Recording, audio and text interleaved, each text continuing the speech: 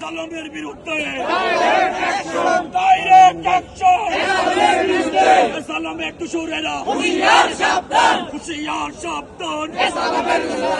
অবৈধ চেয়ারম্যান মানি না মানব না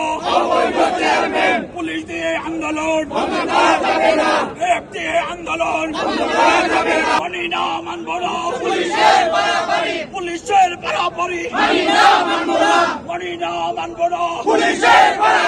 রেপ দিয়ে আন্দোলন পুলিশ দিয়ে আন্দোলন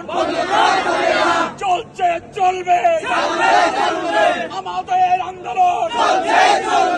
কাউকের আন্দোলন সালামের দোসরেরা